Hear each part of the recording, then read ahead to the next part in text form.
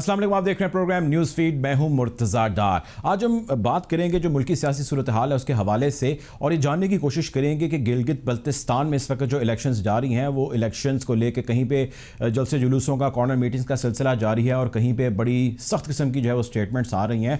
जब opposition statement हुकूमती कारकर्दगी पर देती है तो हुकूमत भी यहाँ पर वफाक में बैठी जो है वो आराम से नहीं बैठती और वो भी उसके रिएक्शन में उससे भी ज़्यादा सख्त स्टेटमेंट दे देती है। सो इस सारी सूरत हाल को लेकर एक थोड़ी सी टेंशन है, एक तनाव है जो उसकी कैफियत दिन ब दिन बढ़ती चली जा रही है। कोशिश करेंगे आज के मेहमानों से जानने की कोशिश करें कि सूरत हाल किस जानिब बढ़ रही है।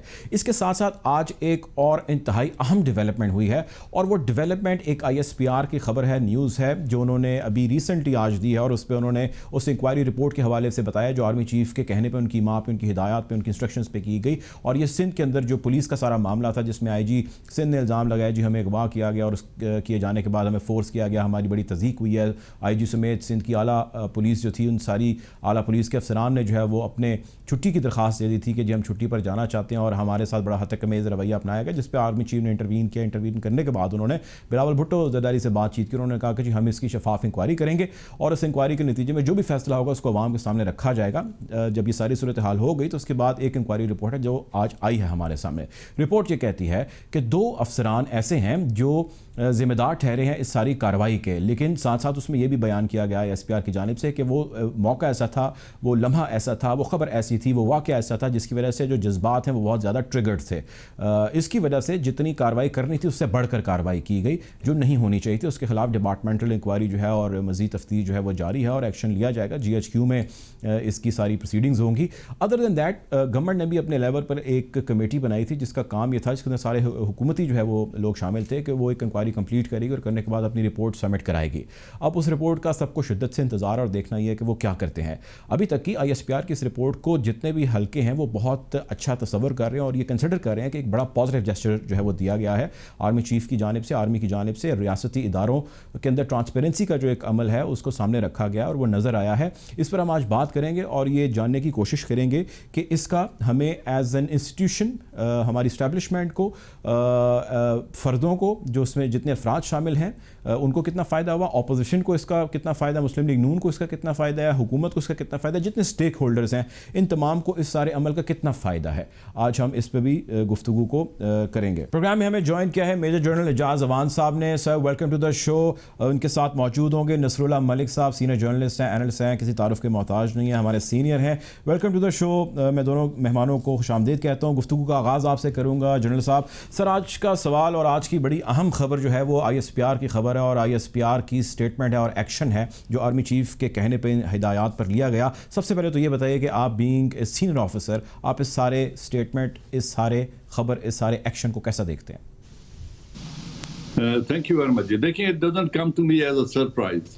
मुझे as a general of the same army ये पता था कि जब भी पाकिस्तान आर्मी इंक्वायरी ऑर्डर करेगी तो वो बड़ी फेयर एंड स्क्वायर होगी और उसमें अगर जहां कहीं कोई ज्यादती हुई है वो ब्लेम भी अपॉर्शन करेंगे। दे विल नॉट जस्ट मल इट डाउन। ये मुझे इसमें कोई शक नहीं था। और आज हमने देखा कि जो 5 कोर ने जो इंक्वायरी की उन्होंने ये वाज़ेह तौर पे लिख दिया कि इन ऑफिसर्स ने प्रूडेंस एक्सरसाइज नहीं की। They got carried by the general perception and emotion, और जो उस वक्त टेलीविजन पे और जो एक माहौल बना हुआ था, they got carried and they exceeded there mandate.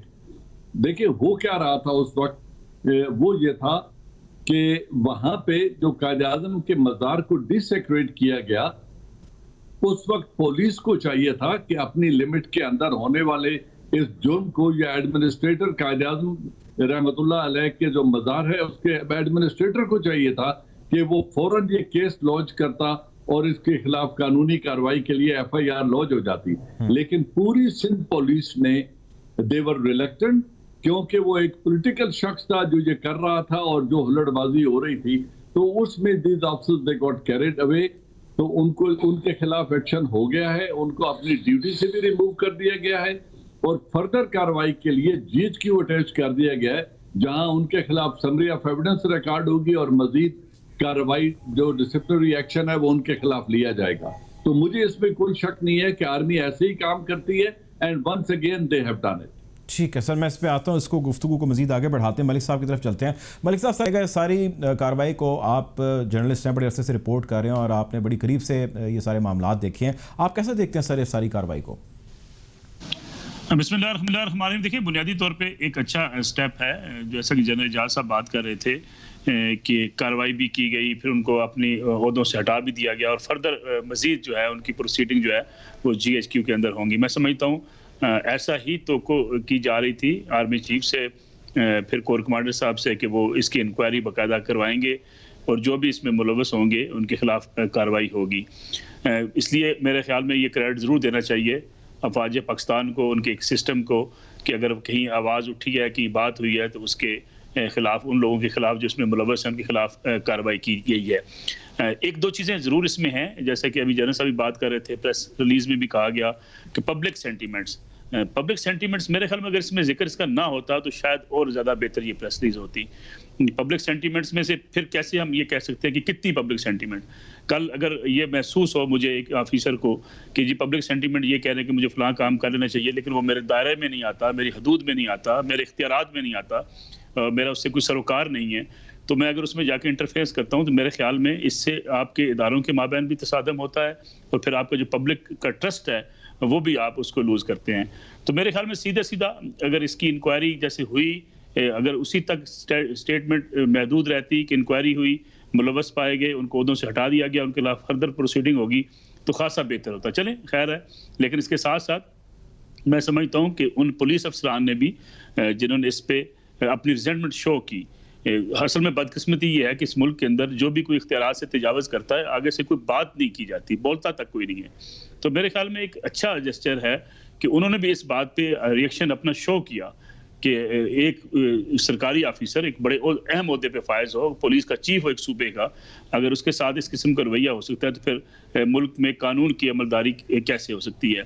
इसके साथ साथ जो बात हो रही थी मज़ार कायद पे, बदकिस्मती ये है कि हमारे यहाँ पोलिटिकल फिगर्स जब भी जाते हैं मज़ार कायद पे हाजिरी देने, सवाए फोर्सेस के जो लोग या डिसिप्लिन फोर्सेस के जो लोग जाते हैं उनके अलावा जब भी पॉलिटिकल गैदरिंग होती है तो इस किस्म की हल्लड़बाजी हमें देखने को हमेशा मिलती है। अब इसलिए बदकिस्मती ये है कि जब हम किसी एक फर्द को हम समझते हैं कि उसने गलत किया और बाकी हम लोगों को भूल जाते हैं तो फिर उससे शायद लोगों को शुक्र को शुबात पैदा होते हैं कि कहीं ना कहीं विक्टिमाइजेशन की सोच पाई जाती है। अब मैं आपको मिसाल दूं, इमरान खान साहब थे, आप जरा वो वीडियो निकाल के चला दें, देखिए वहाँ पे क्या हो रहा था। वज़ीर-ए-आज़म इमरान खान के नारे लग रहे थे, गो नवाज गो के नारे मज़ार कायद के अंदर लग रहे थे, तब भी किसी ने इतना शोर क्या मचा था मीडिया के अंदर, क्या इतने लोगों ने कहा था कि उस शख्स को भी गिरफ्तार किया जाए या उसके खिलाफ कार्रवाई की जाए? होना नहीं चाहिए, ना इन मुस्लिम लीग नवाज को वहाँ करना चाहिए था, ना पीपल्स पार्टी को करना चाहिए, ना PTI को। लेकिन जब आप एहतसाब की तरह पिक एंड चूज की पॉलिसी भी आ जाते हैं तो फिर लोगों का ट्रस्ट आप लूज करते हैं। और मैं हमेशा से ये कहता आया हूँ कि आपका पूरा एहतसाबी अमल भी इसलिए आज तक शुकुर-ओ-शुबात का शिकार रहा है कि आपने पिक एंड चूज किया। जब आप पिक एंड चूज करते हैं तो फिर आपका ट्रस्ट इदारों के ऊपर वो खराब होता है, डैमेज होता है, जिसका आज बहरहाल ये पाकिस्तानी कौम खमियाजा भुगत रही है। ठीक है, मैं आप पॉइंट आगे सर आपकी तरफ आता हूँ। जनरल साहब, जैसा कि आपने सुना मलिक साहब कह रहे हैं, जो सेंटिमेंट है उसका गालिब आ जाना एक अफसर के ऊपर, ये क्या है, ये होना चाहिए? ये जो डिसमिसल हुआ है या जो कार्रवाई हो रही है ये इस सेंटिमेंट के गालिब आ जाने की वजह से हो रही है, या ये जो मैंडेट दिया गया उस मैंडेट से एक्सीड कर जाने की वजह से हो रही है, या दोनों वजूहात से हो रही है? मलिक साहब की जो बात है मैं उससे पूरी तरीके से इत्तेफाक नहीं करता, विद ड्यू रिस्पेक्ट। ये कहना कि वहां जब भी जलसे होते हैं वहां ऐसी ही उलटबाजी होती है, या तो आप मुल्क में कानून साजी करें मत। अगर आपने कानून साजी की है कि anyone indulging in any political activity at the mausoleum of Quaid-e-Azam Mohammad Ali Jinnah and within 10 feet, तो उनके खिलाफ कानूनी कार्रवाई की जाएगी। Tom, Dick and Harry, anyone जो भी करता है उसके खिलाफ कार्रवाई होनी चाहिए। अगर कल इमरान खान साहब ने की थी तो भी हुकूमत सिंध का काम था कि वो काम करते, अगर आज इन्होंने ये किया। लेकिन मैंने किसी को कायद-ए-आज़म के मज़ार पर जंगला फलांग के अंदर जाकर इस तरह की हुल्लड़बाजी और नारेबाजी करते मैंने कभी नहीं देखा। उनके अहाते में जलसे होते हैं, उस अहाते के अंदर अगर पॉलिटिकल एक्टिविटी की गुंजाइश है तो वो अलग बात है। मैं तो ये कहूंगा कि कायद-ए-आज़म के मज़ार और उसके पूरे अहाते को फेडरल टेरिटरी डिक्लेयर करें ताकि उसके अंदर फेडरल गवर्नमेंट की रिट हो और लोकल गवर्नमेंट और लोकल पुलिस जो कि प्रोविंशियल पुलिस है उस तरह के इश्यू को पोलिटिसाइज न किया जा सके। ठीक है। तो दूसरी बात उन्होंने की है, सेंटिमेंट, दूसरी बात उन्होंने की कि पुलिस ने बहुत अच्छा किया, रिएक्शन दिया। देखें, डिसिप्लिन अदारे ऐसा रिएक्शन नहीं दिया करते। ये आईजी सिंध की कमजोरी है कि 8 पुलिस अफसर्स ने कहा कि हम ड्यूटी नहीं करेंगे, हम छुट्टी जाना चाहते हैं। क्या जिस दिन 350 अफराद को जिंदा जला दिया गया था उस दिन आईजी और पुलिस ने कहा था कि हम अपनी ड्यूटी परफॉर्म नहीं करेंगे जहां इतनी बर्बरियत हो रही है? या क्या हमारे मुल्क में जिस दिन आर्मी चीफ जनरल जहांगीर करामत ने एक स्टेटमेंट दी थी कि एक न्यूक्लियर स्टेट के अंदर नेशनल सिक्योरिटी काउंसिल बननी चाहिए, इस ओपिनियन पर जब प्राइम मिनिस्टर ऑफ पाकिस्तान ने उनसे इस्तीफा मांगा था तो क्या उस दिन 8 कोर कमांडर्स ने भी लॉन्ग लीव अप्लाई कर दी थी? अदारों के अंदर डिसिप्लिन मेंटेन करना हेड ऑफ द डिपार्टमेंट की जिम्मेदारी होती है। आईजी सिंध की जिम्मेदारी थी कि वो अपने मातहतों को कंट्रोल करते, अपना एहतजाज उन्होंने दुरुस्त रिकॉर्ड कराना चाहिए था। चीफ मिनिस्टर को कॉल करते, इंटीरियर मिनिस्टर को कॉल करते। अगर वो अपना पर्सनल इस्तीफा दे देते तो I would have been standing with him. लेकिन जब उन्होंने अपने साथ 8 अफसर्स लाके पूरी प्रोविंशियल पुलिस को पैरालाइज कर दिया तो ये डिसिप्लिन अदारे का कंडक्ट नहीं है। Pakistan manual of military law में अगर हमारी आर्मी में ये हो तो इसकी म्यूटनी शुमार किया जाता है और उन सब अफसर्स को घर भेज दिया जाता। तो इस तरह ये तमाशा नहीं बनाना चाहिए, इशू को पोलिटिसाइज नहीं करना चाहिए। अगर उनकी हत्या की इज्जत हुई थी, yes he had the right to protest. उनके खिलाफ डिसिप्लिनरी कार्रवाई अफसर्स के खिलाफ होनी चाहिए थी। सर वो कार्रवाई होनी चाहिए थी, लेकिन जनरल साहब कार्रवाई नहीं हुई ना। आर्मी चीफ साहब ने इंटरवीन किया और उन्होंने उनके कंसर्न जो उन्होंने शो किया उसको ज़ाहिर है उन्होंने उस बैगेज में गई चीज़। उसके बाद उन्होंने बिलावल साहब को फ़ोन किया, उन्होंने कहा और इंस्ट्रक्ट किया कि इंक्वायरी होगी। उस इंक्वायरी किया जाने के बाद ये सारी जो गुफ्तगू हम फिर कर रहे हैं, ये बताइए जो पब्लिक सेंटिमेंट वाली चीज़ है इस पर आपकी क्या टेक है सर? देखिए, पब्लिक सेंटिमेंट जब अगर तो वो वहां पर ड्यूटी पे मामूर थे और उनको एक टास्क दिया गया था, अब मुझे नहीं पता, मैंने चूंकि वो ऑर्डर्स नहीं पढ़े, मैंने इंक्वायरी नहीं पढ़ी, मैंने सिर्फ फाइंडिंग्स को देखा है, तो मैं यहाँ पे ये कमेंट नहीं कर सकता कि क्या ऑर्डर दिया गया था, कहाँ उन्होंने अपने ऑर्डर से तजावुज किया है, कहाँ उन्होंने प्रूडेंस एक्सरसाइज नहीं की, उनकी जिम्मेदारी क्या थी and why they got carried, और उनके ऊपर क्या प्रेशर्स थे। ये सारी चीजें तो इंक्वायरी में होंगी ना। मैं तो उस स्टेटमेंट की बात कर रहा हूं जो सामने आई है। लिहाजा since I have not read the court of inquiry तो मैं उस पर कमेंट नहीं कर सकता। ठीक है मलिक साहब, सर ये बताइएगा, आपकी तरफ वापस आता हूं, इस सारी कार्रवाई में जो प्रोविंशियल गवर्नमेंट है पाकिस्तान पीपल्स पार्टी, इसके रोल को आप कैसा देखते हैं? कैसा इन्होंने रोल प्ले किया इस सारे अमल में? भी उनकी रिपोर्ट आनी बाकी है। मैं, अगर आप मुझे इजाजत दें, पीपल्स पार्टी की तरफ आने से पहले, जनरल एजाज साहब मेरे लिए बड़े रिस्पेक्टेड है, मेरे बड़े भाई हैं, मैं उनके बहुत से ख्यालात से मुतफिक रहता हूँ हमेशा। एक दो चीज़ें हैं जिसमें मैं ज़रूर कमेंट करना चाहूँगा। देखिए, बुनियादी बात यह है कि जिस चीज़ का जिक्र या जिस माहौल का जनरल साहब जिक्र कर रहे हैं, ये शायद वहाँ होता है जहाँ हर चीज़ एज़ पर लॉ चल रही होती है। बिल्कुल, अगर आईजी के साथ ज्यादती हुई थी, वो अगर चीफ मिनिस्टर को कहते और उनसे अपना कन्वे करते कि मेरे साथ ये ज्यादती हुई है तो उस पर कार्रवाई होती, तो शायद हम आज यहाँ ना खड़े होते जहाँ आज खड़े हैं। बदकिस्मती यही है कि इस मुल्क के अंदर रूल ऑफ लॉ है नहीं है, उसमें तमाम लोग मुलवस हैं। अगर मैं उसमें सिर्फ निकाल दूं कि पॉलिटिकल लोग मुलवस हैं तो ये भी बड़ी ज्यादती होगी। अगर उसमें मैं निकाल दूं कि ब्यूरोक्रेसी मुलवस है तब भी बड़ी ज्यादती होगी। अगर उसमें एस्टेब्लिशमेंट मुलवस कहूँ, उनको निकाल दूं तब भी बड़ी ज्यादती होगी। देखिए, गुजारिश ये है कि इस मुल्क की बदकिस्मती रही है, जिसके पास ताकत रही है उसने इसका इस्तेमाल किया है और लोगों की आवाज़ें बंद हुई हैं। लोग आगे से खामोशी इख्तियार करते रहे हैं, खामोश कराए जाते रहे हैं। बिल्कुल ठीक कहा जनरल साहब ने, जहांगीर करामत साहब से इस्तीफा लिया गया। देखिए, गुजारिश ये है कि जहांगीर करामत साहब ने भी अपने उन मैंडेट से तजावज़ किया था। अगर उनसे इस्तीफा मांगा गया था, इस्तीफा देने पर रिएक्शन आना नहीं चाहिए था। लेकिन 12 अक्टूबर भी हमें फिर याद है, फिर हमें अयूब खान का मार्शला भी याद है, फिर हमें जुल्फ़िकार अली भुट्टो की भी जो है टेक ओवर याद है, ज़िया उल हक साहब का भी, फिर इंतखाबात कराने के वादे 11 साल तक मुईद हो जाना। ये बड़ी एक लंबी बहस है, इसमें मेरे ख्याल में हमें पढ़ना नहीं चाहिए। लेकिन गुजारिश ये है कि फर्दर मूव करने के लिए कम से कम हमें ये तय कर लेना चाहिए कि किस इदारे का कितना मैंडेट है, वो कहाँ तक इंटरफेरेंस कर सकता है, उसके मुताबिक अगर चलेंगे तो मेरे ख्याल में अब 2020 है, 2021 और बदला हुआ पाकिस्तान होगा। 2025 का पाकिस्तान मैं बड़ा मुख्तलिफ देख रहा हूँ। इसलिए मेरे ख्याल में अगर हम अपनी चीज़ों को कानून के मुताबिक, तमाम लोग, पॉलिटिकल लोगों को भी मैच्योरिटी दिखानी होगी, इदारों को भी अपनी जो है मैच्योरिटी दिखानी होगी, तो चीज़ें बेहतर हो सकेंगी। पीपल्स पार्टी का किरदार अगर आप देखें, पीपल्स पार्टी सिंध ने देखे उस पर अपने रिजल्टमेंट शो की। जब आप देखें पीपल्स पार्टी, वहाँ के चीफ मिनिस्टर, चीफ एग्जीक्यूटिव है वहाँ पे, अगर कुछ हुआ था तो उसका भी आप चीफ एग्जीक्यूटिव से बात कर सकते हैं, आप आईजी से बात कर सकते हैं। अगर आप समझते हैं सिंध की पुलिस काम नहीं कर रही थी तो वहाँ सिंध में मौजूद थे वहाँ पे चीफ मिनिस्टर, तो चीफ मिनिस्टर से बात हो सकती है थी। लेकिन अगर वहाँ की सिंध गवर्नमेंट ने भी इस पे अपनी रिजेंटमेंट शो की या अपना एहतजाज रिकॉर्ड कराया, फिर जब आर्मी चीफ ने उनसे बात की तो उनको भी उन्होंने प्रॉपर आगाह किया, तो मैं समझता हूँ कि ये क्रेडिट आर्मी चीफ को भी देना चाहिए कि उन्होंने तहम्मुल से बात सुनी। फिर उसके कहने पे पीपल्स पार्टी के चेयरमैन बिलावल भुट्टो खुद आईजी के घर में गए। तो मैं समझता हूँ उस मामले को हल करवाने में, और आज जो इस मामले को सेटल डाउन किया जा रहा है, पीपल्स पार्टी का भारत किरदार है, उसको अप्रिशिएट किया जाना चाहिए। आर्मी चीफ ने भी उनकी बात सुनी, उसको समझा, उनको अंडरस्टैंड करने के बाद प्रॉपर उसकी इंक्वायरी का हुक्म दिया और एक सीनियर लेवल पर इंक्वायरी का हुक्म दिया। तो मैं समझता हूँ ये अच्छा इकदाम है। आने वाले दिनों में पाकिस्तान में अगर हम रूल ऑफ लॉ की तरफ बढ़ेंगे, बड़ी खराबी है, लेकिन बढ़ने के लिए कम से कम ऐसे स्टेप जब लिए जाते रहेंगे तो हालात और बेहतर हो जाएंगे। ठीक है। अच्छा जनरल साहब, मैं आपकी तरफ आता हूँ। आर्मी चीफ साहब के इस स्टेप को और उसके बाद इस फैसले, इस रिपोर्ट को बड़ा सराहा जा रहा है, पसंद किया जा रहा है। ये बताएं कि अदर देन दैट जितने भी स्टेक होल्डर्स हैं उन तमाम के दरमियान बहुत ज़बरदस्त किस्म का तनाव है, एक टेंशन, एक स्ट्रेस का इन्वायरमेंट है जो क्रिएटेड है।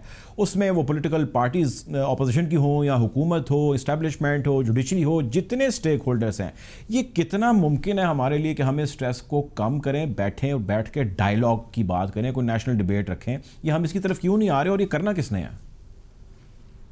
एट द इंटेलेक्चुअल प्लेन पहली बात यह है कि जो इंसानों के पैदा करदा मसाइल होते हैं उनका हल भी इंसानों ही के पास होता है। अगर हमारे मुल्क में अदारों में तनाव है, पॉलिटिकल पार्टीज में तनाव है, तो ये जो जिम्मेदार लोग हैं उन्होंने ही बैठ के इसको खत्म करना है और lead role prime minister of Pakistan का होगा। लेकिन ये तमाशबीनी भी खत्म होनी चाहिए कि जो इंतखाबात हार जाए वो कहे कि मैं इंतखाबात को तस्लीम ही नहीं करता हूं। और ये जब से मैंने होश संभाला है, मैंने किसी हारने वाले कैंडिडेट को या किसी हारने वाली पॉलिटिकल पार्टीज को ये कहते नहीं सुना कि हम इंतखाबात के रिजल्ट को तस्लीम करते हैं। सर वो तो डोनाल्ड ट्रंप ने भी नहीं तस्लीम किया ना, वो तो भी दुनिया की बड़ी तरीके जमहूरियत है। देखो, अगर वहां तो फिर गेज की मैरिज भी अलाउड है, will you follow that here in the country? उसकी मिसाल न दें अमेरिका की, बात ये करें कि हमारे मुल्क में इलेक्टोरल रिफॉर्म्स पॉलिटिशियन ने करनी है, पार्लियामेंटेरियन ने करनी है, या किसी अदारे ने आके करनी है? इलेक्शन कमीशन को बाख्तियार किसने बनाना है? ये जो आज वाकया हुआ है जिसकी हम बात कर रहे हैं, कायदे आजम के मजार की हुर्मत का तकद्दुस प्रोविंशियल गवर्नमेंट की जिम्मेदारी नहीं है। वहां जब भी कोई जुर्म हो तो खुद ब खुद केस रजिस्टर नहीं होना चाहिए। क्या हुकूमत को मुद्दई उसमें नहीं बनना चाहिए? क्या एडमिनिस्ट्रेटर कायदे आजम के मजार को फौरन FIR दर्ज नहीं करानी चाहिए? और क्या पुलिस को यह दर्ज करने से रिलक्टेंस शो करनी चाहिए कि एक पॉलिटिकली इन्फ्लुएंशियल आदमी ये जुर्म कर रहा है, लिहाजा अब हम कानूनी कार्रवाई नहीं करेंगे? तो जब ये हम सिलेक्टिव एप्लीकेशन ऑफ लॉ करेंगे, जो पहले मलिक साहब कह रहे थे, उन्होंने तीनों मार्शल लॉ भी गिन दिए, वो भी गलत था।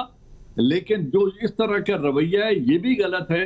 आज पॉलिटिकल पार्टीज बैठ के क्या कर रही हैं? जुबैर उमर ने क्या कहा है? मोहम्मद जुबैर ने, उसने कहा जी कि ये जो हम इल्जाम लगा रहे हैं आर्मी चीफ और DG ISI के पास इनके ऊपर, इस तरह की चीजों के कोई सबूत नहीं हुआ करते। तो अगर सबूत नहीं हुआ करते और आपने अदारों को डिसक्रेडिट करना है बगैर सबूत के और उनसे इस्तीफे मांगने हैं, अब एक पार्टी इंटीरियर मिनिस्टर का इस्तीफा मांग रही है, एक DG ISI और आर्मी चीफ को अकाउंटेबल होल्ड करना चाहती है, और खुद जो इलेक्शन कमीशन में जो कुछ हुआ, जहां वो जीत गए हैं वो ठीक है, जहां वो हार गए हैं वहां धांधली हुई है। कभी RO के इलेक्शन होते हैं तो कौम ने मिलकर, पार्लियामेंटेरियंस ने मिलकर बैठ के इस मसले का हल तलाश करना है और हर अदारे की हदूदो कयूद मुकर्रर हैं, नई आइन साजी की जरूरत नहीं है। कानून बने हुए हैं, उन पे अमल दरामद होना चाहिए। ठीक है मलिक साहब, हमें सबूत हमारे पास होना बड़ा ज़रूरी है इल्ज़ाम लगाने से पहले। इसका तो जिक्र बिलावल भुट्टो साहब ने भी अपने बीबीसी के इंटरव्यू में कर दिया। कितना ज़रूरी है सर सबूतों का होना और कितना गैर ज़रूरी है सबूतों का ना होना? मैं इस बात से इत्फाक करता हूं कि बगैर इल्ज़ाम के जो है बगैर सबूत के इल्ज़ाम नहीं लगाए जाने चाहिए, लेकिन हमारी पॉलिटिकल तारीख बड़ी कम्प्लेक्स है, इसमें भी कोई शक नहीं कि ये इस्लाहात पार्लियामेंटेरियंस ने ही करनी है, और पार्लियामेंटेरियन अगर इस्लाहात नहीं करते, इलेक्शन को शफाफ बनाने की कोशिश नहीं करते और फिर उसके अमल दरामद उसके ऊपर नहीं होता, तो ये हुकूमत की जिम्मेदारी होती है। लेकिन सवाल ये पैदा होता है, इस वक्त इमरान खान साहब वज़ीर आज़म है, वो ये इस्लाहात कर सकते हैं, वो किसी से बात करने को तैयार नहीं है। जब वो इस्लाहात करेंगे या इस्लाहात करने के बाद जब ये फैसला होगा कि इलेक्शन के ऊपर किसी को शकूक व शुबहात ना हो, तो फिर कम से कम ये जो बात जन सब कर रहे हैं कि लोग उसके बाद रिजल्ट मानने से इनकार कर देते हैं, ये नहीं होगा। लेकिन इसके साथ साथ जो मैं अर्ज कर रहा हूँ, मैं कहता हूँ पॉलिटिकल लोगों में बेशुमार खराबियां और उसका हम तज़किरा भी करते हैं। करप्शन है, अकरबा परवरी है, खानदानों की हुकूमत सियासत चलती है, ये सारी खराबियां अपनी जगह में मौजूद हैं, लेकिन दूसरे एंड पे भी खराबियां मौजूद हैं। मैं किसी फर्द का जिक्र नहीं कर रहा, लेकिन बेशुमार मिसालें मैंने जर्नलिज्म में रिपोर्टिंग करते हुए एक उम्र गुजार दी है, और ये सबूत आंखों के सामने हमने देखे हुए हैं। इंटरफेरेंस के सबूत हमें नजर आते हैं, उसके लिए सबूत तो कोई डॉक्यूमेंटेशन तो नहीं मिल सकती, लेकिन ये इंटरफेरेंस जब होती है, जब पुलिस इंटरफेरेंस करती है, जब इदारे इंटरफेरेंस करते हैं, आपकी एफआईए इंटरफेरेंस करती है, तो ये इंटरफेरेंस भी खत्म होनी चाहिए, मैं समझता हूँ। और वो जाती सतह पे भी होती है, बाज़ औक़ात आप देखते होंगे निचली सतह पे भी होती है, बाज़ जगह पे आपने देखा होगा कि ऊपर की सतह भी होती है। अब मुझे एक बात बताइए, अभी जनरल साहब ने जिक्र किया था कराची में 300 लोगों को जल जाने का, उस वक्त मुशर्रफ साहब थे इक़्तिदार में, और मुशर्रफ साहब किसकी पुष्टनाई कर रहे थे कराची के अंदर, पूरी कौम जानती है। मैं उस जलसे के अंदर भी मौजूद था जब वो मुक्के लहरा के कह रहे थे जिससे मेरी ताकत देखनी हो आज कराची में देख ले। कराची में लोग जल रहे थे, मुशर्रफ साहब इस्लामाबाद में कह रहे थे कि जिसे ताकत देखनी हो कराची में देख ले। तो मैं समझता हूँ ये बड़ी कम्प्लेक्स चीजें हैं, इससे आगे हमें निकल आना चाहिए। कोई शख्स भी पाकिस्तान से मावरा नहीं है, रियासत पाकिस्तान सबके लिए अवलीन तरजीह होनी चाहिए, और जिन जिन की कोताहियां, बिल्कुल जनरल साहब ने दुरुस्त कहा, इंसानों के मसाइल इंसान हल करेंगे, और आज पार्लियामेंट अपने चीज़ों को सही तरीके से रेक्टिफाई करे, ठीक करे। इसी तरीके से जैसा कि आर्मी चीफ ने ये स्टेप लिया, आर्मी भी इस बात को अब समझती है कि चीज़ें ठीक होनी चाहिए, और मेरे ख्याल में आने वाले हालात में हम इंशाल्लाह बेहतर करने में कामयाब हो सकते हैं। जी जनरल साहब, आप कुछ कहना चाह रहे थे? आप मैं यही कहना चाह रहा हूं कि देखें, हदूदो क़यूद का तयन जिनको कौम वोट दे के पार्लियामान में भेजती है, वो जब पार्लियामान में पहुंच जाते हैं तो फिर फैसलों का एहतराम करें और बैठ के कानून साजी करें। मैं प्राइम मिनिस्टर इमरान खान का वकील नहीं हूं, लेकिन उन्होंने अभी जब नैब के कवानीन को बेहतर करने की कोशिश की तो क्या रिकमेंडेशन आई, वो 34 रिकमेंडेशन, क्या वो कौम से छुपी ढुकी है कि 1 अरब तक की करप्शन पे नैब को अमल दरामद नहीं करना चाहिए, 5 साल से पुरानी करप्शन के ऊपर तहकीकात नहीं होनी चाहिए? क्या ये तरीका है मुल्क के अंदर के आप जुराइम के ऊपर टाइम लैप लगाएंगे? क्या जो जुर्म 5 साल तक नहीं पकड़ा गया एक पब्लिक ऑफिस होल्डर का, तो उसको माफी मिल जानी चाहिए? ऐसे मुल्क नहीं चला करते। कानून की अमलदारी होगी तो मुल्क चलेगा। अदारों को मजबूत बनाना इलेक्टेड रिप्रेजेंटेटिव्स की जिम्मेदारी है, वो बनाए तो सब कुछ ठीक हो जाएगा। ठीक है, ठीक है, बहुत शुक्रिया आप दोनों मेहमानों का। प्रोग्राम में ब्रेक का वक्त होता चाहता है, ब्रेक की जाने बढ़ते हैं। Take a break.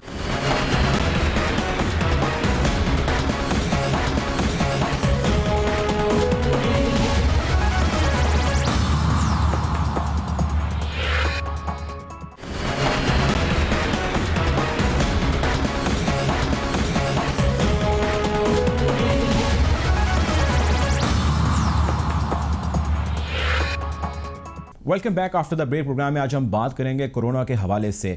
कोरोना की जो सेकंड वेव है पाकिस्तान के अंदर जो है उसका शोर गोगा है, और उसको लेके हुकूमती हलकों में काफ़ी परेशानी है। आवाम तो परेशान है ही, हर रोज़ जो है वो अमवात की शरह और कोरोना से इफ़ेक्ट होने वाले लोगों की शरह में इजाफा होता जा रहा है। 25 से 30 अफराद on an average daily Pakistan में कोरोना से जाँ बहक हो रहे हैं, और बहुत सारे ऐसे हैं जो इससे हर रोज़ मुतासर हो रहे हैं, उनकी शरह में काफ़ी तेज़ी से इजाफा हो रहा है। सो कोरोना वापस आ रहा है। इस वापस आ जाने से NCOC जो हुकूमती एक बॉडी बनाई गई है जो इसके ऊपर काम कर रही है, काफ़ी मुतहरिक है, काफ़ी एक्शंस ले रही है, और रिसेंटली उन्होंने कुछ SOPs दोबारा जो है वो मुरतब किए हैं, और उसका नफाज जो है उन्होंने कर दिया है। कुछ का नफाज फौरी तौर पर हो गया और कुछ का नफाज कुछ ही दिनों में शुरू हो जाएगा। उनमें एक बड़ा गौर तलब SOP है, और वो ये है कि शादी हॉल्स 16 शहरों के अंदर इजाज़त दी जा रही है कि ऐसा होगा, एक्शन होगा, लेकिन इसमें बहुत सारे सवालात जन्म ले रहे हैं। मिसाल के तौर पे पहला बड़ा अहम सवाल यह है कि अगर आप शादी हॉल को बंद कर रहे हैं और खुली जगह पर शादी 1000 की लिमिट तक के बंदे को इजाज़त दे रहे हैं, तो ये किस तरह मुमकिन है कि जो शादी का या शादी हॉल्स का काम है उससे बहुत सारे और काम जुड़े हैं। एक तो ये कि उनके रोज़गार के आपके पास क्या मुतबादिल रास्ते हैं, आप क्या करेंगे और किस तरह आप SOPs को मेक श्योर करेंगे कि वो खुली जगहों पर उसी तरह अमल दरामद हो जिस तरह NCOC वाले कह रहे हैं। इस पे आज हम जानने की कुछ ना कुछ अपने गेस्ट करेंगे। दूसरी अहम चीज़ ये है कि NCOC के ये सारे इकदाम तो अपनी एक जगह, उनकी कोशिशें एक जगह, लेकिन उसके बरक्स हुकूमत ही की तरफ से ऐसे एक्ट्स हो रहे हैं। मिसाल के तौर पे वज़ीर आज़म पाकिस्तान ख़ुद जलसे जुलूसों से खिताब करते हैं। हम सब ने उनका वज़ीर आला के साथ एक जलसा देखा जिसके अंदर उन्होंने हाफिज़ाबाद के अंदर जलसा था जिसके अंदर लाखों की तादाद में लोग मौजूद थे और किसी किस्म के कोरोना SOP का ख्याल नहीं रखा जा रहा था। अपोजिशन पर तो ये इल्ज़ाम है कि अपोजिशन जलसे जुलूस कर रही है, PDM के बैनर तले कर रही है और कहीं पार्टी मीटिंग्स और कहीं जलसे खिताब गिलगित बल्तिस्तान में जा रही हैं। SOPs का कहीं कोई ख्याल नहीं रखा जा रहा। लेकिन चलें, हम मुर्द इल्ज़ाम अपोजिशन को ठहरा देते हैं कि जी वो तो ज़िम्मेदार हैं ही नहीं, वो तो ख़राबी कर रहे हैं। लेकिन जो ज़िम्मेदार हैं, जो हुकूमत है, हुकूमत वक्त है, हमारे वज़ीर आज़म है, उन पर कितनी ज़िम्मेदारी आयद होती है कि वो इसके ऊपर ख़ुद अमल करें, जबकि उनके नीचे जो मुख्तलिफ बॉडीज़ हैं जिसमें NCOC और बड़े एग्रेसिवली मैसिवली काम कर रहे हैं, वो कह रहे हैं कि जी इसके ऊपर सख्ती से अमल होगा और वज़ीर आज़म जो है वो उसकी धज्जियाँ ख़ुद जो है वो जलसे के अंदर जाकर उड़ाते हैं। आज हम जानेंगे, कोशिश करेंगे कि कुछ हमें क्लैरिटी है। कोई हुकूमती तर्जुमान हमारे साथ आज प्रोग्राम में मौजूद हैं, डॉक्टर यास्मीन राशिद साहिबा ने। Welcome to the show doctor साहिबा। मेरा आपसे पहला सवाल ये है कि कोरोना के केसेस मुल्क भर में जो है वो बढ़ रहे हैं, सेकंड वेव जो है वो कोरोना की आ चुकी है। ये बताइएगा इसकी बड़ी वजूहात क्या है? मेरा ख्याल है जी सबसे इम्पोर्टेंट ये चीज़ है कि सेकंड वेव सारी दुनिया में आई है। ख़ास तौर पे जहाँ जहाँ सर्दी का मौसम जो है वो शुरू हुआ है वहाँ ये वेव दोबारा शुरू हो गई है, जैसे कि वेस्टर्न यूरोप है और अमेरिका है, या सेकंड वेव की रिसर्जेंस हमने देखी है। ईरान में भी रिसर्जेंस है और इंडिया में रिसर्जेंस हुई भी है। इम्पॉर्टेंट ये चीज़ है कि पाकिस्तान के अंदर भी हम ये रिसर्जेंस देख रहे हैं। इस वक्त पंजाब के अंदर कोई हमारी इन्फेक्टिविटी रेट जो है वो तकरीबन 4.5% है और अगर देखा जाए तो जो पॉजिटिव केसेस आज सामने आए हैं वो तकरीबन 407 हैं। तो अगर इनका मैं मुकाबला करूं कि जी अगर सितंबर के शुरू में देखें तो हम सिर्फ 2 डिजिट्स पे थे, यानी ये था कि कुछ 26 केस या 25 केस इस तरह सामने आ रहे थे। कई दिनों तो 10 या 11 से ज़्यादा भी नहीं थे केसेस। लेकिन अब पिछले 2 हफ्तों के अंदर हमने देखा कि तादाद मरीज़ों की बढ़ती चली जा रही है। और फिर इम्पॉर्टेंट ये भी चीज़ है कि फर्टिलिटी जो है, यानी जो अमवात हो रही हैं उनकी तादाद भी बढ़ रही है। आज के दिन के अंदर तकरीबन 12 लोग जो हैं वो जान की बाजी हार बैठे हैं। तो जब आप ये सिचुएशन देखते हैं तो डेफिनेटली एक सेकंड वेव की रिसर्जेंस हो रही है और हमें बहुत ज़्यादा इस पर एहतियाती तदाबीरें। डॉक्टर साहब, इसकी बड़ी वजूहात क्या हैं? क्यों पाकिस्तान में तो हमने काफ़ी हद तक कंट्रोल कर लिया। इसकी सबसे बड़ी वजूहत तो यही है कि लोग जो हैं उन लोगों ने इस चीज़ को बड़ा लाइटली लिया है। और मेरा ख्याल है हर प्रोग्राम में मैं जब आई हूँ तो मैंने एक ही बात आपके सामने रखी है कि कोरोना कहीं चला नहीं गया और ये तब जाएगा जब हमारी वैक्सीनेशन आ जाएगी। वैक्सीन पे इस वक्त आपको पता ट्रायल्स हो रही हैं। जब तक वैक्सीन नहीं आएगी तो कोरोना की ये जो वबा है ये यहाँ मौजूद है। अगर हम हिफाजती तदाबीरें इख्तियार कर लें तो बहुत हद तक हमारी बचाव हो सकता है। लोगों ने बिल्कुल ही हिफाजती तदाबीरें ख़त्म कर दी। आपके सामने हमने बहुत मुश्किलों से कॉलेज, स्कूल, मार्केट सब कुछ खोले हैं, लेकिन लोग जो हैं ना वो मास्क पहनते हैं, ना वो सोशल डिस्टेंसिंग करते हैं, ना हाथ धोने को तैयार हैं और मेल मुलाकात उसी तरह चल रही है। और ख़ास तौर पे मैंने बार बार ये कहा था कि अपने बुज़ुर्गों का ख्याल रखें और हिफाजती तदाबीरें उनके लिए ख़ास तौर पे इख्तियार करें। लेकिन आपके सामने है, अब लोग हिफाजती तदाबीरें नहीं इख्तियार करेंगे तो फिर ये वबा तो बढ़नी है। अच्छा डॉक्टर साहब, देखें, लोग ना रोल मॉडल लेते हैं कि वो देखते हैं कोई एक ऐसा शख्स जिसको वो अपना रोल मॉडल तस्वर करते हैं, जिसमें हुकूमत हमेशा पेश होती है। जब हुकूमत ही ऐसा नहीं करेगी, उनका रोल मॉडल ही ऐसा नहीं करेंगे तो लोग कैसे करेंगे? वज़ीर आज़म का आप जलसे की बात करें, अपोजिशन को तो चले हम सियासत की भेंट चढ़ा देते हैं जो अपोजिशन जलसे कर रही है। वज़ीर आज़म ज़ाहिर है वो बड़े कंसर्न है सारे मैटर को लेके, वो ख़ुद इतने बड़े बड़े जलसे कर रहे हैं। अभी हाफिज़ाबाद का हमने उनका एक जलसा देखा जिसमें लाखों का मजमा था। मुझे बताइए क्या तज़ाद है? वज़ीर आज़म एक चीज़ कर रहे हैं, NCOC वो चीज़ कर रही है, आप लोग और चीज़ कर रहे हैं और रिज़ल्ट जो है वो हमारे सामने आ रहे हैं, हलाकतें फिर बढ़ रही हैं। आप सही फरमा रहे हैं, लेकिन देखिए एक बात बहुत अहम है, वो ये है कि मैं तो अब मेरा ख्याल है शुरू दिनों में तो मैं मास्क इसलिए नहीं पहनती थी कि मैंने तहिया किया था जब सबको मास्क हम दे सकेंगे तो इंशाल्लाह मैं मास्क पहनूंगी। मैं तो आज तक कोई मीटिंग नहीं अटेंड करती बग़ैर मास्क के और हर जगह पब्लिकली मास्क के साथ होती हूँ। जहाँ तक ये ताल्लुक़ है जलसे जुलूसों का, ऑलरेडी एनसीओसी ने एक नई रिकमेंडेशन सामने आई है, जिसके मुताबिक उन्होंने कहा कि 1000 लोगों से ज़्यादा गैदरिंग नहीं होनी चाहिए और गैदरिंग भी प्रॉपर एसओपीज़ के लिए होनी चाहिए। अब एसओपीज़ के साथ उन्होंने ने अब आगे ये इम्प्लीमेंटेशन करनी है, और मेरा ख़्याल है इसके अंदर चाहे हुकूमत हो या इसके अंदर अपोजिशन हो, हम सबको कोशिश करनी चाहिए। देखिए, अगर खुदा न खास्ता ये वबा ज़्यादा फैल गई तो उसका नुकसान जो है बहुत बड़ा होगा। नुकसान उसका ये होगा कि हमें टोटल लॉकडाउन की तरफ जाना पड़ेगा, और अगर टोटल लॉकडाउन की तरफ हम गए तो जिस मुश्किल से मईशत का पहिया दोबारा शुरू हुआ है वो रुक जाएगा। तो ये एनसीओसी ने ये नई तदाबीरें सामने लेके आए हैं, और हमने भी उनको सपोर्ट किया इस रिकमेंडेशन के अंदर, और हम उम्मीद रखते हैं कि इंशाअल्लाह उसकी इम्प्लीमेंटेशन के बाद हुकूमत भी और अपोजिशन भी गुरेज करेंगे इस तरह के जलसों से। लेकिन देखिए मैम, मेरी गुजारिश सुनिए, जो लोग इस पे अमल कर रहे हैं, जो मास्क पहन रहे हैं, सैनिटाइजेशन कर रहे हैं, सोशल डिस्टेंसिंग कर रहे हैं, जो हमारी एसओपीज़ हैं जो आपने वज़ा की हैं, आप लोगों ने वज़ा की हैं, उस पर सारे जो लोग अमल कर रहे हैं उन बेचारों का तो कोई कसूर नहीं है, क्योंकि वो इन्फेक्ट हो जाते हैं ऐसे लोगों से जो इस पर अमल नहीं कर रहे। अब कोई बंदा जलसे में गया, वो जलसे से उठने के बाद किसी ऐसी जगह पर जा गया जिसने सारी जगह को पॉल्यूट कर दिया, जो बेचारा अमल कर रहा था वो धरे का धरा रह गया, और जो जलसा अटेंड करके आया या कोई किसी ऐसी गैदरिंग से होकर आया, उसकी वजह से जो है वो प्रॉब्लम क्रिएट हो रहा है। तो आप लोग मेरा ख्याल है आपने कहा कि हुकूमत और अपोजिशन दोनों पर जिम्मेदारी आयद होती है, मैं आपकी इस बात से सहमत हूँ, आपके इस स्टेटमेंट से भी सहमत हूँ, लेकिन आप कुछ स्ट्रिंजेंट मेजर्स लीजिए। आप हुकूमत को कहिए कुछ ऐसा कर रहे हैं, आप नहीं कर रहे हैं, विफाक को लेटर लिखे जा रहे हैं, कोई एक्शन क्यों नहीं हो रहा, कोई सख्ती करें आप। मेरा ख्याल है सबसे बड़ी बात है, क्या सख्ती कर सकते हैं आप?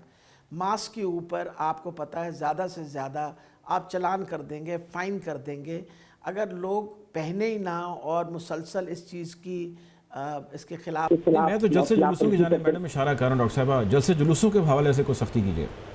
जी बिल्कुल, आपने सही फरमाया। जैसे मैंने आपको बताया कि एनसीओसी की भी रिकमेंडेशन आ गई है सामने, जिसमें एनसीओसी ने कहा है कि 1000 लोगों से ज़्यादा की गैदरिंग नहीं होनी चाहिए, और वो भी एसओपीज़ के साथ और सोशल डिस्टेंसिंग के साथ।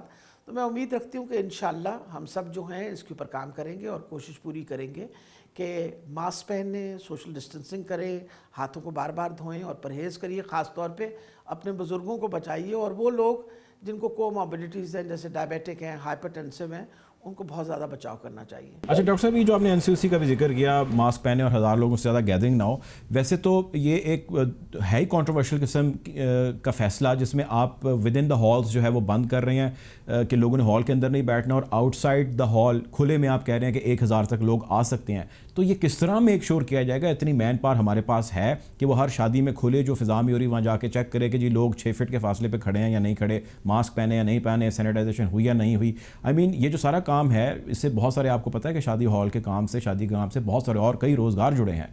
तो हम स्ट्रिंजेंट मेजर्स तो ले रहे हैं, लेकिन फिर ये खुला तजाद क्यों है कि हम इंडोर बंद कर रहे हैं और आउटडोर हम खोल रहे हैं, और आउटडोर के पास हमारे पास मैकेनिज्म नहीं? अगर है तो हमें बताइए क्या है मैकेनिज्म आपके पास? मेरा ख्याल है कि जहाँ तक हमारे रिकमेंडेशंस का वो एनसीओसी के पास जब जाएगी, हमने तो यहाँ से ये रिकमेंड किया है कि हमारे, क्योंकि बहुत बड़े बड़े मार्कीज़ और शादी घर हैं, उनके अंदर आप नंबर्स जो हैं उनको हाफ़ कर दीजिए और प्रॉपर एसओपीज़ के साथ उनकी परमिशन दें। लेकिन ये हमारी तजवीज़ है, आगे देखते हैं उसके ऊपर एनसीओसी किस तरह काम करेगी। वजह ये है कि ये सारे काम करने पड़ेंगे। आप और मैं इस बात को बहुत अच्छी तरह समझते हैं, इस पर हम जितनी मर्ज़ी तनकीद कर लें, एक बात तो पक्की है कि पाकिस्तान जैसा गरीब मुल्क जो है वो किसी किस्म का मुकम्मल लॉकडाउन जो है वो बिल्कुल बर्दाश्त नहीं कर सकेगा। आपके सामने है, जब हमने यानी तकरीबन 6 से 8 हफ्ते का लॉकडाउन किया था, और जो उसकी वजह से हमने बहुत ज़्यादा सफ़र किया, उसको मद्देनज़र रखते हुए we have to be very careful whatever steps that are taken. However, जहाँ तक स्मार्ट लॉकडाउन का ताल्लुक है, स्मार्ट लॉकडाउन जो है बहुत हद तक हमने कामयाबी देखी है उसके अंदर, और इंशाल्लाह इसी तरीके से इस वक्त भी हम पंजाब के अंदर स्मार्ट लॉकडाउन जो है वो मुसलसल कर रहे हैं, और उम्मीद रखते हैं कि हालात बेहतर से बेहतर हो जाएंगे। अच्छा डॉक्टर साहब, ये बताइएगा कि जो अमेरिका में कल की ही खबर है, जो एक वैक्सीन उन्होंने कहा 90% इफेक्टिव है, और फाइज़र कंपनी जो है वो उसको लॉन्च करने जा रही है एक और कंपनी के इश्तराक से। आप सबसे पहले तो मुझे ये बताइए कि बीइंग ए डॉक्टर, आपको क्या लगता है कि ये इफ़ेक्टिव इतनी होगी, और हम जैसे गरीब मुल्क के लिए ये किस हद तक जो है वो कारआमद होगी, हम इसको इस्तेमाल कर सकेंगे या नहीं कर सकेंगे? देखिए जी, हमारी तो इस वक्त जो चल रहा है, क्या कहते हैं, अंडरस्टैंडिंग, वो चाइनीज़ वैक्सीन के साथ चल रही है। पाकिस्तान के अंदर ट्रायल भी चाइनीज़ वैक्सीन की होगी। Let's see what vaccine is most effective, उसके बाद ही हम किसी किस्म की इसके ऊपर अपना कोई ओपिनियन दे सकेंगे। सारी दुनिया के अंदर आपको पता है, अमेरिका हो या वेस्टर्न यूरोप वगैरह, everybody has been trying for a vaccine. हमारे यहाँ जो वैक्सीन की ट्रायल हो रही है that is with the Chinese, और होपफुली अगले 2 माह के अंदर हमारे सामने वो ट्रायल के नतायज आ जाएंगे। जब वो नतायज आएंगे तो फिर हम बेहतर पोजीशन में होंगे, क्योंकि चाइनीज़ ने हमारे साथ कमिटमेंट की हुई है कि इंशाल्लाह वो पाकिस्तान को वैक्सीन प्रॉपर्ली सप्लाई करेंगे एट वेरी रीजनेबल रेट्स। ये बताइएगा डॉक्टर साहब, हर्ड इम्यूनिटी की टर्म हमने सुनी, हर्ड इम्यूनिटी का पाकिस्तान में कितना इतलाक होता है, ये बताएं। I think it is extremely difficult. 22 crore का आवाम हो और मैं आपको किसी तरह कमिटमेंट कर दूं कि जी हर्ड इम्यूनिटी है, ये nothing of that sort has happen. इस वक्त जो हालात जा रहे हैं उसके मुताबिक बहुत हद तक I think quite a lot of people have been infected. आपके सामने एक बहुत बड़ी तादाद जो थी, अगर मैं पंजाबी की बात करूं तो तकरीबन 1,07,000 लोग जो तो इन्फेक्ट हुए, और हम इस बात पे बिलीव करते हैं 8 से 10% जो थे वो ज़रूर उसके अंदर ज़्यादा होंगे इससे। So keeping this point in view, I think situation जो है वो हर्ड इम्यूनिटी की तरफ तो नहीं गई, क्योंकि जब तक 60 से 70% लोग जो है इन्फेक्ट ना हो जाएं। और फिर दूसरा ख़तरा हमेशा रहता है कि खुदा न खास्ता म्यूटेशन शुरू हो गई इस वैक्सीन के अंदर, तो तब भी हमारे लिए मसले मसाइल म्यूटेशन शुरू हो गई इस वायरस के अंदर, तो फिर वैक्सीन के बारे में भी बार बार देखा जाएगा। अभी तक तो पाकिस्तान के अंदर हमारे सामने री इन्फेक्शन नहीं हुई। जिन लोगों को एक दफ़ा कोरोना हो चुका है, hopefully they don't get corona again, लेकिन अभी इट्स टू अर्ली कि हम किसी किस्म के कोई कमेंट्स इसकी साइंटिफिक डेवलपमेंट पे कर सकें। It will still take a couple of months. ठीक है, ये हमारा जो हमसाया मुल्क है भारत, वहाँ पे बहुत ही किस्म की सख्त किस्म की बर्बादी है जो वायरस ने की है। हमारे यहाँ ये एक तासुर है कि वायरस कमज़ोर है पाकिस्तान में, ये वीक होता जा रहा है वायरस, ऐसा कुछ है या सिर्फ ये एक गलत है? मेरा ख्याल है it is too early to actually say कि ऐसी कोई कमज़ोरी आ गई है वायरस के अंदर। प्रॉबेबली हमारी कुछ इम्यूनिटी बहुत बेहतर है, और इट इज़ अनप्रिडिक्टेबल टू से, but situation in Pakistan is very different from what you see in India or what you see in Iran. अल्हम्दुलिल्लाह इस वक्त भी अगर हम इन्फेक्टिविटी रेट देखें तो उन मुल्कों के मुकाबले में हम बहुत कम हैं। बहुत शुक्रिया हमारे साथ डॉक्टर यास्मीन राशिद मौजूद थी। हमने उनसे सवाल ये उठाया कि एक तरफ तो हुकूमत NCOC का जो एक इदारा है वो सख्त किस्म के मेजर्स ले रहे हैं, SOPs दे रहा है, वज़ा कर रहा है, जुर्माने हो रहे हैं, सख्तियाँ हो रही हैं। शादी हॉल्स को लेके जो है वो काफ़ी सख्त है, और एक अजीब सी पॉलिसी उसने दी है जिसमें शादी हॉल के अंदर आप शादी की तकरीब नहीं कर सकेंगे, बाहर कर सकेंगे, और बाहर करने के लिए आपके पास हमला नहीं है, फोर्स नहीं है, और उससे जुड़े जो बहुत सारे और कारोबार हैं उनका क्या होगा, शादी की तकरीबात से जुड़े। इसके हवाले से भी हमें कोई जो जवाबात मिले उसमें डॉक्टर साहिबा ने ये कहा कि ज़ाहिर है कि ये एक गलत अमल है, इस पर NCOC को जो है वो सोचना चाहिए या हमें मज़ीद वज़ा करना चाहिए। दूसरी जानिब वज़ीर-ए-आज़म पाकिस्तान ख़ुद जल्द से जुलूस कर रहे हैं, लाखों का मजमा इकट्ठा कर रहे हैं, कोई SOP का ख्याल नहीं रखा जा रहा, किसी किस्म की जो SOP है उसको मलूज़ खातर नहीं रखा जा रहा, और उन्हीं के ज़ैली इदारे जो है वो शोर डाल रहे हैं, चीख रहे हैं, कोशिश कर रहे हैं कि किसी तरह जो है वो वायरस कम हो सके। सो एक क्लियर कन्फ्यूजन है, एक वायलेशन है जो वो चाहे वज़ीर-ए-आज़म करें या कोई भी शख्स करे, वो अपोजिशन करे, PDM के नाम पे जलसे करें या अपने पार्टी के नाम पे, गिलगित बल्तिस्तान में जो आजकल चल रही है तकरीर, उसका मैं जिक्र कर रहा हूँ। तो हर तरफ से ही मसला मसाइल है, हुकूमती सतह पर, अपोजिशन सतह पर हमारे जितने सरबराहान हैं उसकी वायलेशन कर रहे हैं, और आवाम से कहा जा रहा है कि आप उस पर अमल कीजिए।